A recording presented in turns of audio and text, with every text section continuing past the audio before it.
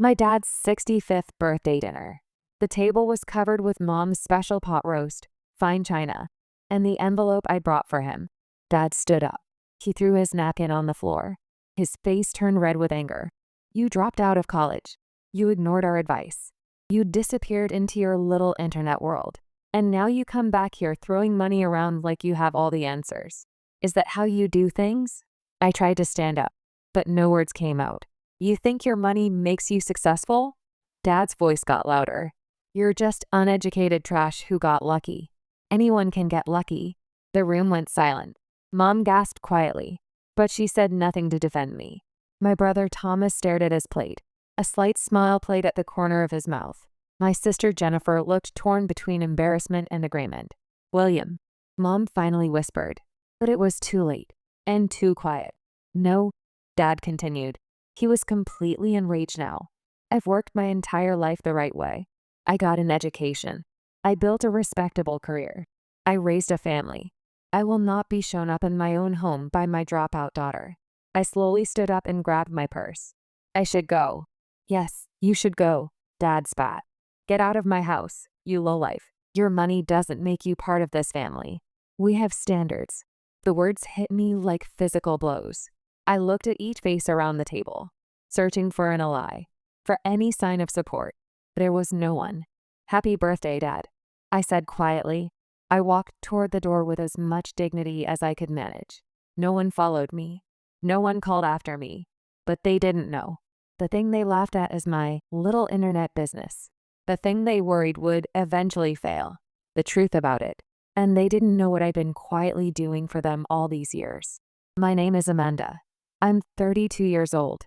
I don't have a college degree, but I have something no one can take away from me. This is where my story begins. If you were in my position, what would you do? If your own family insulted you like this, would you just walk away? Or would you tell them the truth? Let me know in the comments. This is the story of how I got here. The story of expectations and cages. I grew up in a middle-class neighborhood in Columbus, Ohio. My path in life was clearly laid out for me. My father, William, worked at the same accounting firm for 30 years. He believed with absolute certainty that college was the only legitimate path to success. My mother, Patricia, was an elementary school teacher. She quietly reinforced his views. My brother Thomas and sister Jennifer both accepted the traditional path, but I always felt different.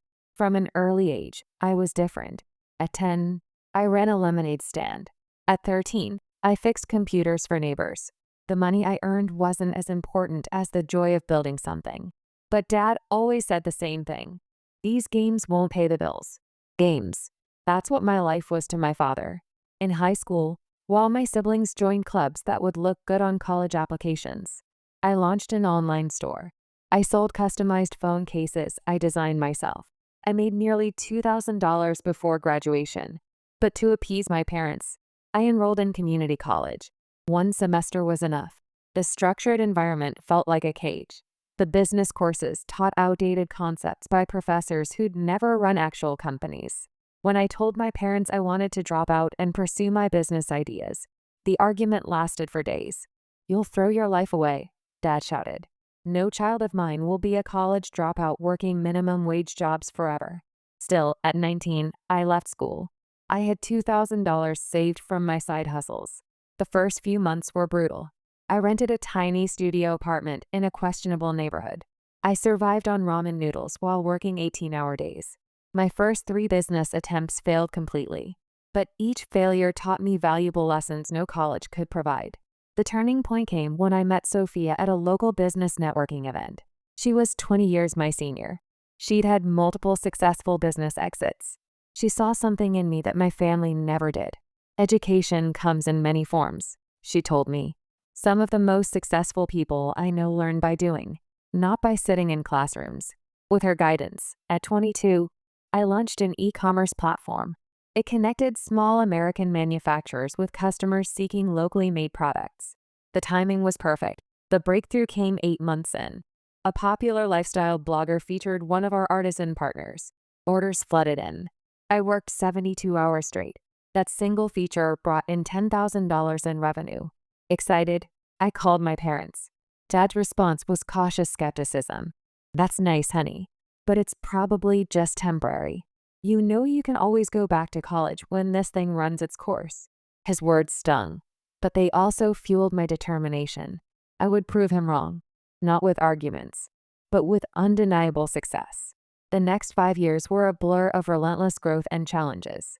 My e-commerce platform, which I named Heartland Made, expanded beyond its initial concept. We started with just 27 artisan partners in 3 states.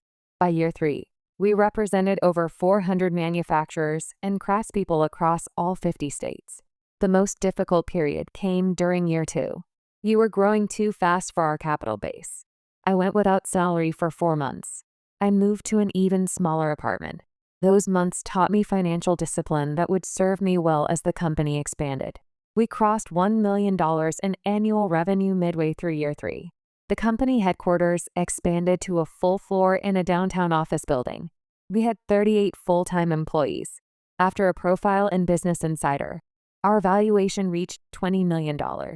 Through it all, I kept my growing success relatively quiet with my family.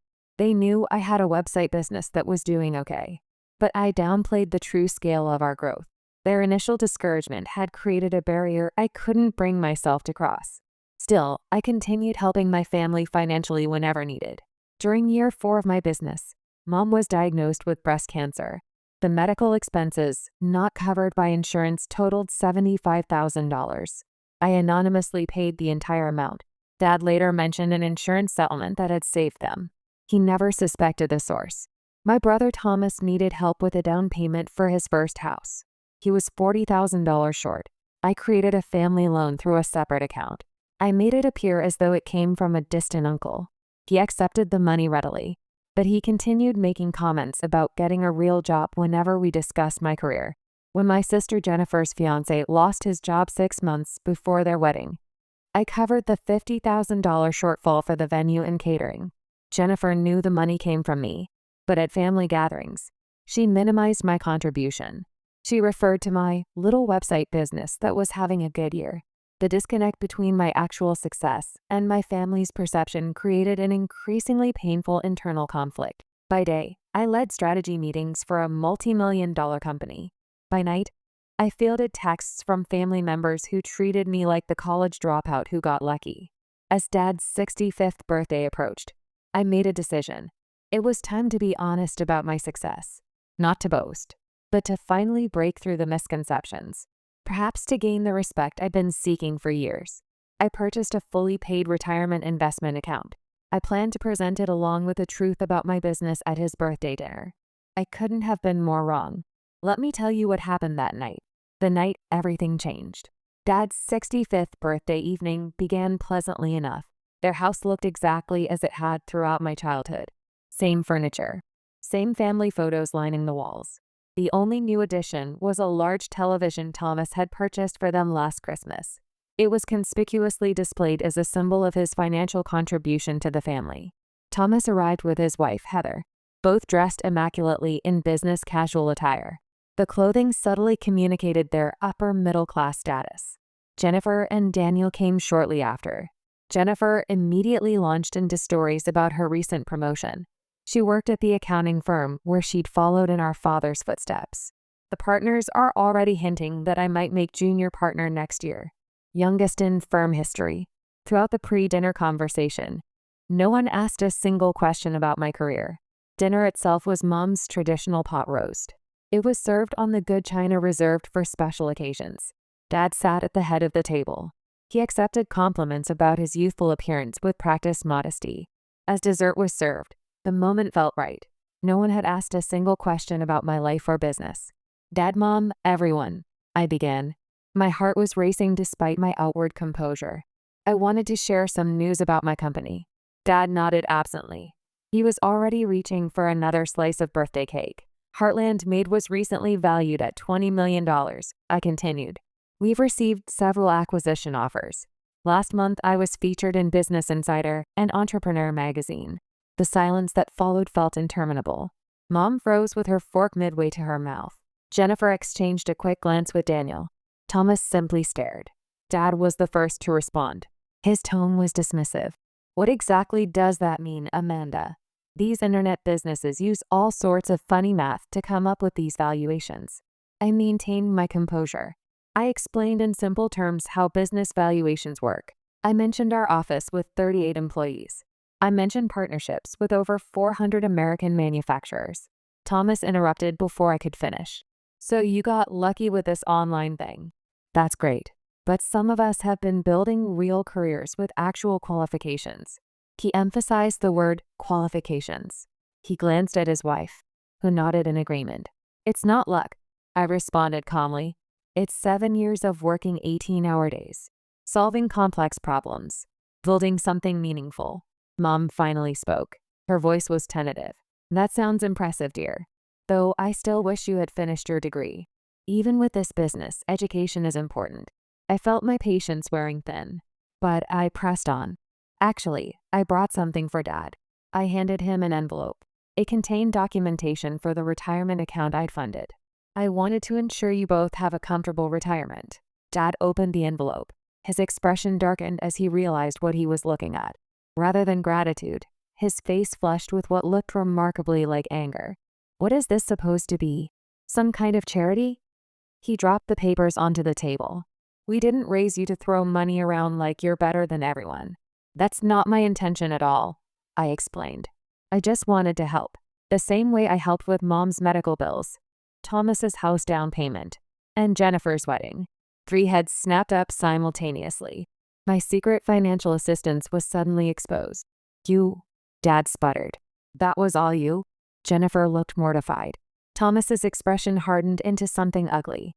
Mom simply looked confused. You've been secretly paying for things behind our backs. Dad's voice rose with each word.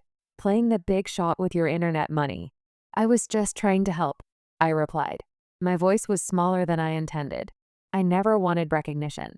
I just wanted to support the family. Support? Thomas interjected. By making us feel like charity cases? Some of us work honest jobs with actual degrees. Not getting rich quick with online schemes. It's not a scheme, I insisted. I felt the conversation spiraling beyond my control. I built a legitimate business that helps American manufacturers reach customers. We employ dozens of people with good salaries and benefits. Dad stood up. His napkin fell to the floor. You drop out of college against our advice.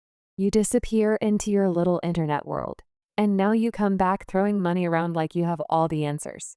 Is that how you do things? That's not what I'm doing, I protested. I fought to keep my voice steady. You think your money makes you successful? He continued. His voice was rising further. You're still just uneducated trash who got lucky. Anyone can get lucky. The room fell silent. Mom gasped softly, but she said nothing in my defense. Thomas looked down at his plate. A slight smile played at the corner of his mouth. Jennifer appeared torn between embarrassment and agreement. William, Mom finally whispered. Too late and too quietly to matter. No, Dad continued. He was now fully enraged. I have worked my entire life the right way. I got an education. I built a respectable career. I raised a family. I will not be shown up in my own home by my dropout daughter. I stood slowly and gathered my purse. I should go. Yes, you should. Dad spat. Get out of my house, you lowlife. Your money doesn't make you part of this family. We have standards. The words hit like physical blows. I looked at each face around the table, searching for any ally, any sign of support. There was none. Happy birthday, Dad, I said quietly. I walked toward the door with as much dignity as I could muster. No one followed me out. No one called after me. The drive back to my hotel was a blur of streetlights and tears. My emotions overwhelmed my ability to drive safely. I had to pull over twice. In the sterile quiet of my hotel room, I replayed the evening's events over and over. The financial help I had provided now felt like a foolish attempt to buy the approval I could never earn through my achievements alone. I pulled out my laptop. I began documenting every cent I had given my family over the years. $75,000 for Mom's cancer treatment, $120,000 for Thomas's house, $50,000 for Jennifer's wedding, countless smaller expenses, Dad's car repair, $22,000, Mom's kitchen renovation, $35,000, Christmas gifts, Birthday presents. Emergency expenses. Nearly $300,000 in total, not counting the retirement account Dad had just rejected. Money I never expected to be repaid. Money given freely out of love for a family that had just called me trash. Around midnight, a text came from Jennifer. Dad is still upset, but he'll get over it. You know how he gets when his authority is challenged. No apology. No acknowledgement of the horrific things said. Just an expectation that I would absorb the abuse and return to the family dynamic as if nothing had happened. I didn't respond. Next came a text from Thomas. Family is family. Let's move past this. There was no apology there either. Just an expectation that I would accept my designated role and the treatment that came with it. 2 weeks after the dinner, I made a decision. I would prioritize self-respect over toxic family dynamics. The beach house I'd purchased in Naples, Florida the previous year as an investment property would become my new home. Before leaving, I wrote a letter to my parents. Not an angry tirade, an honest expression of hurt and disappointment. Dear Mom and Dad, I have spent years seeking your approval and respect. I have supported our family financially while downplaying my success to avoid making anyone uncomfortable. Despite building a $20 million company that helps preserve American manufacturing jobs, I have been made to feel like the family failure, all because I chose a different path than the one you prescribed. When Dad called me uneducated trash and a lowlife, it revealed how you truly see me. No amount of success will ever change that perception. I cannot continue to participate in a relationship where my worth is measured by credentials rather than character and achievement.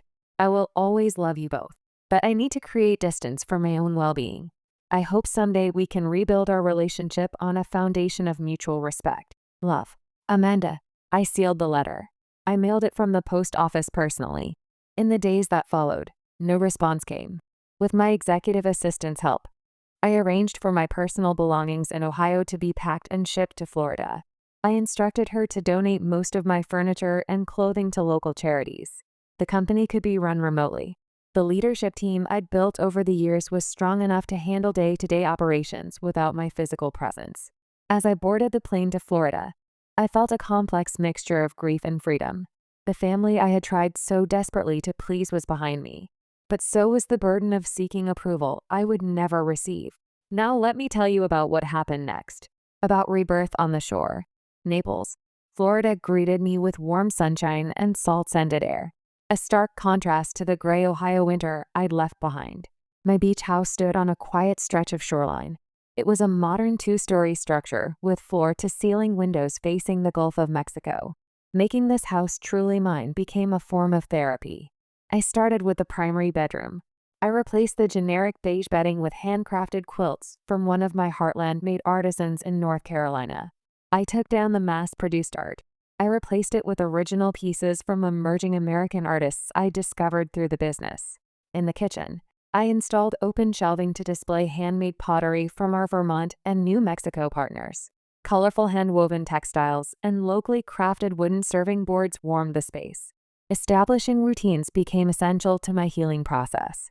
Each morning began with a sunrise walk along the beach. I found a local coffee shop run by a Cuban-American family. They greeted me by name. Running the business remotely proved easier than anticipated. Video conferences replaced in-person meetings. Our established systems functioned smoothly, without the daily commute and office distractions. I found myself more productive, without the undercurrent of seeking family approval. My business instincts flowed more naturally. I trusted my judgment without the shadow of Dad's criticism. I joined the local chamber of commerce and a business women's networking group, unlike in my hometown, where I downplayed my success. Here I was open about my company and achievements. The respect came naturally. I befriended Eliza, the owner of a local art gallery. She introduced me to her circle of friends. These were accomplished women in their 30s and 40s. They valued each other for present achievements rather than past credentials. Our weekly dinner gatherings became a highlight, filled with laughter and genuine conversations. 3 weeks into my Florida residence, an unexpected visit came.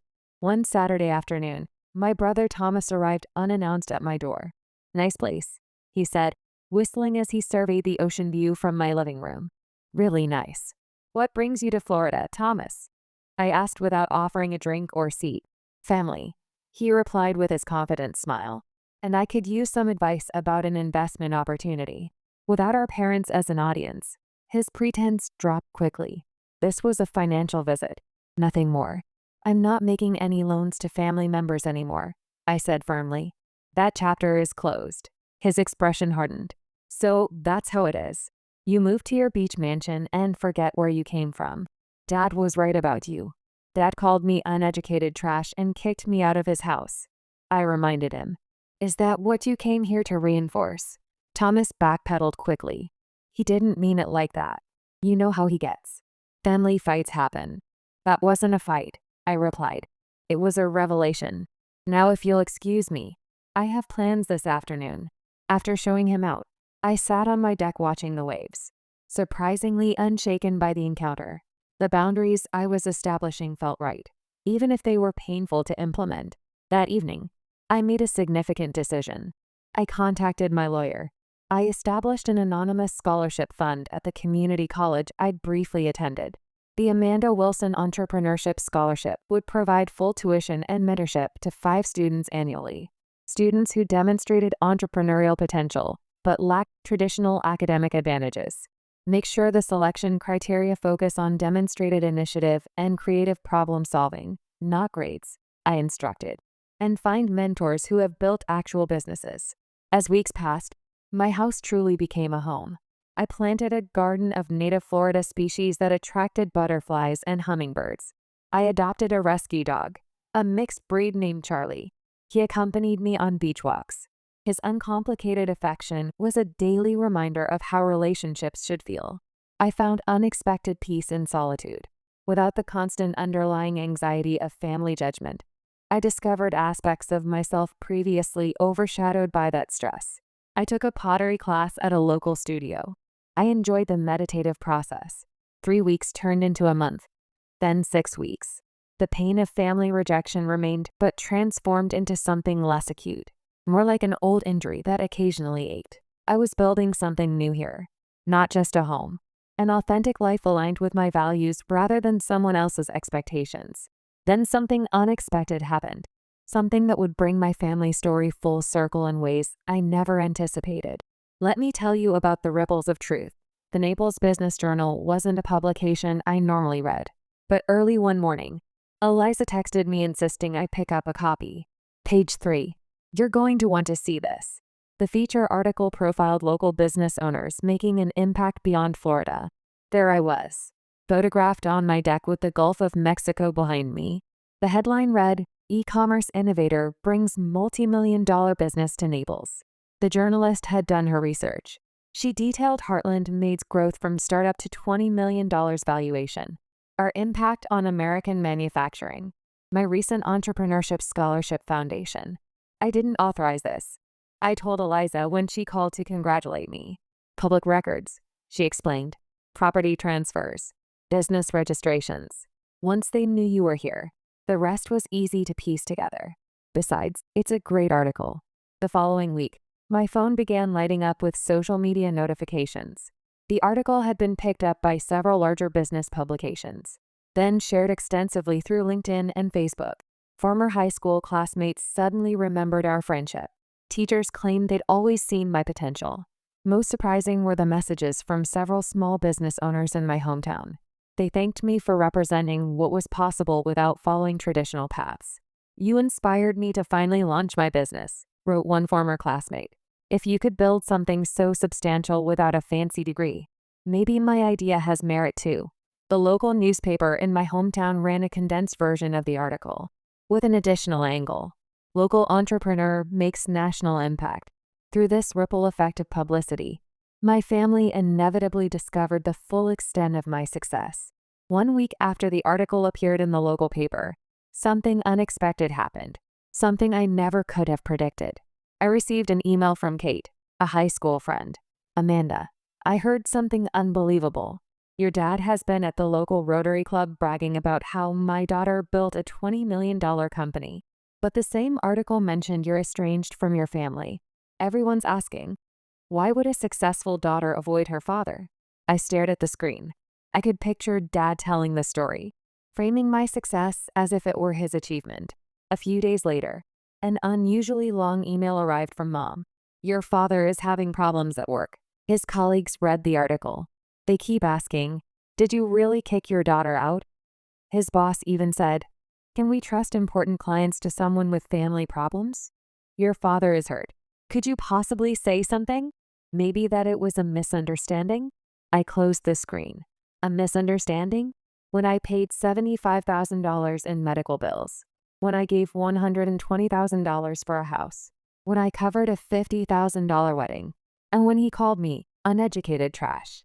All of that was just a misunderstanding? My reply was one sentence.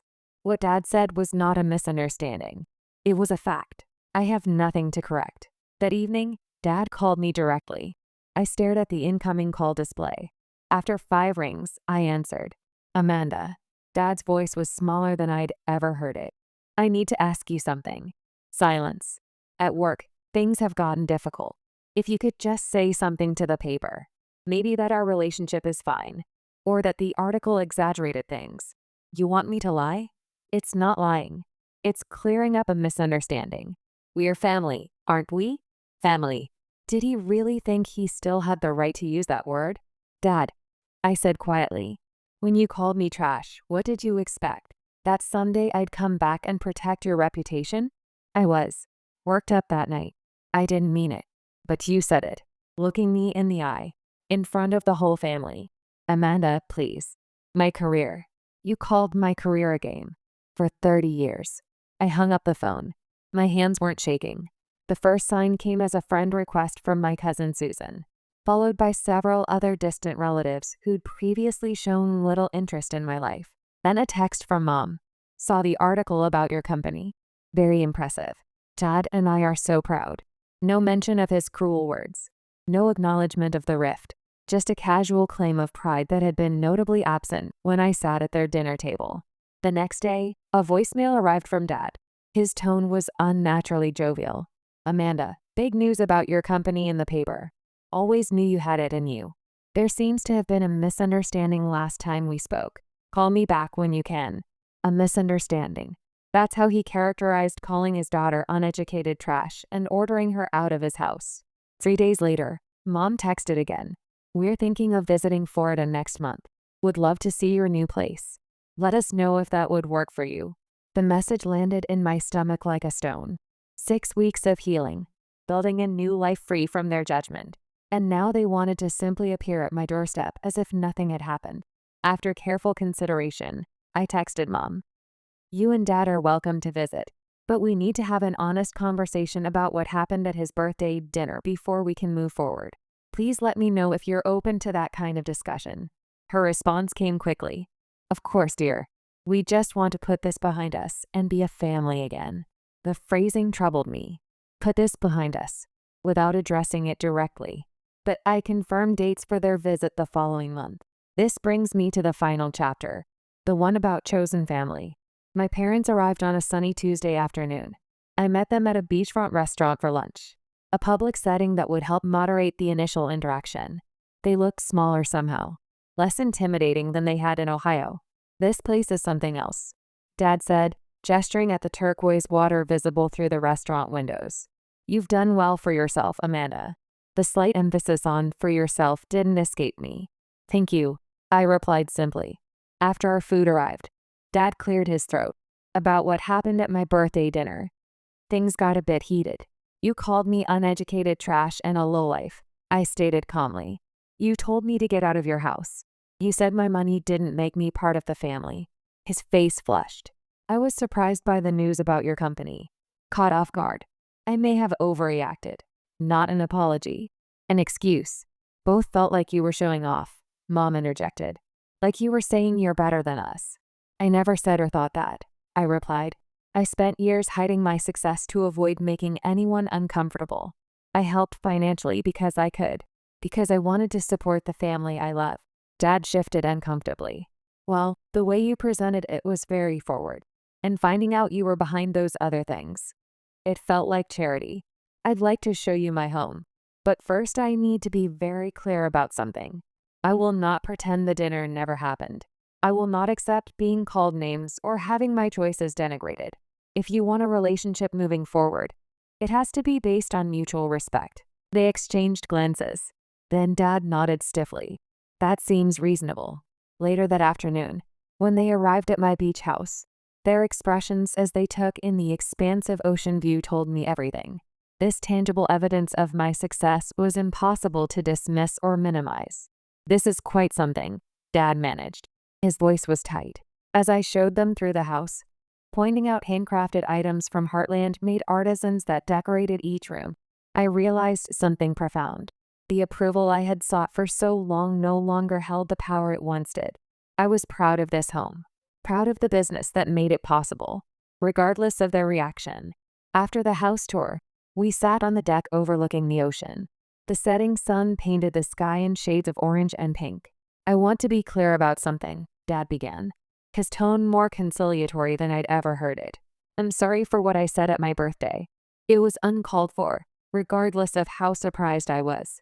The apology, while welcome, carried a qualification that diminished its impact. What hurt most," I replied carefully, "was that those words seemed to reveal how you truly see me, despite everything I've accomplished." As the conversation on the deck continued, Mom suddenly spoke up. "Amanda, there's something I haven't told you." Dad looked at her. Mom didn't look away. "When you dropped out of college at 19, I was actually relieved." "Patricia," Dad said warningly. Mom continued, "You always seemed like a bird in a cage. The cage of college. I saw it, but I couldn't say anything." "Your father." "What are you talking about?" Dad interrupted. "I was afraid of you, William," Mom said to her husband for the first time. "For 30 years, I followed your values. But when our daughter was called uneducated trash, and I sat there silent, I was ashamed of myself." Dad's face went pale. "I knew about the medical bills," Mom said, turning to me. "There never was any insurance settlement, but I also knew you wanted to remain anonymous. So I kept quiet." "I'm sorry." Silence followed. "Going forward," I explained as the evening deepened, "I'm open to rebuilding our relationship, but I need clear boundaries. I won't accept being demeaned for my educational choices, or having my success attributed to luck rather than hard work and skill." My parents agreed, though I sensed Dad's reluctance in his tight smile. Mom seemed more genuinely receptive. After they returned to Ohio, I reflected deeply on the visit and the path that had led me here. The healing process was far from complete, but significant steps had been taken. In the months that followed, I maintained limited contact with my parents. Weekly phone calls gradually became less awkward. Jennifer eventually offered a genuine apology for her role in the family dynamics. We slowly rebuilt a connection based on adult friendship. Thomas remained distant. He sent occasional holiday greetings, but made no real effort. The Entrepreneurship Foundation became a central focus of my philanthropy. Beyond funding scholarships, I developed a mentorship program. It paired successful entrepreneurs without traditional credentials with promising students. Witnessing their growth and success brought a satisfaction deeper than any family approval could provide.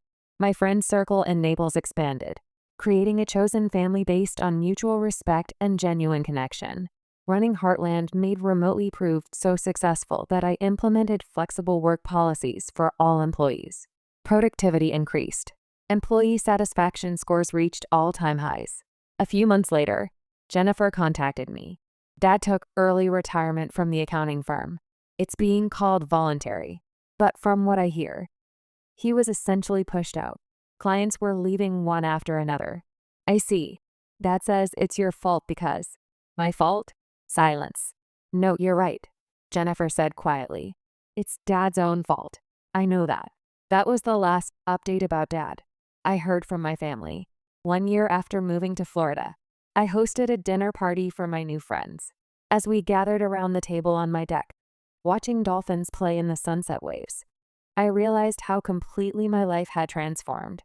To having the courage to prioritize respect over obligation, Eliza toasted, raising her glass.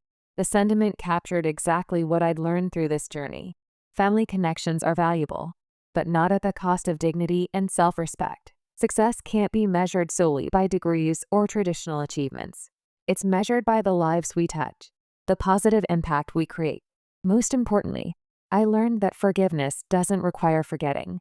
or continuing to accept harmful treatment. True forgiveness is an internal process of releasing anger and resentment while still maintaining boundaries that protect your well-being. My story is still unfolding. As all our stories are, the relationship with my parents continues to evolve, sometimes progressing, sometimes regressing to old patterns. I maintain my boundaries with compassionate firmness, accepting that complete understanding may never come, but refusing to compromise my self-worth in seeking it. If my experience offers any wisdom worth sharing, it's this: your value is not determined by others' perceptions, especially those clouded by outdated beliefs or expectations. Success comes in countless forms, often unexpected ones, and sometimes the most painful rejections lead to the most authentic and fulfilling paths forward. Dad paid the price for his own words, his social reputation, his career, and his relationship with his daughter. I didn't take anything from him. I simply stopped giving. That was the most important lesson I learned. Have you ever had to choose between family expectations and your own path? Did you face criticism for taking an unconventional route to success? Share your experience in the comments below. Remember to like and subscribe if this story resonated with you. Hit that share button to help others who might be struggling with similar family dynamics. Thank you for listening to my journey. And remember, sometimes the family we create is more important than the family we were born into.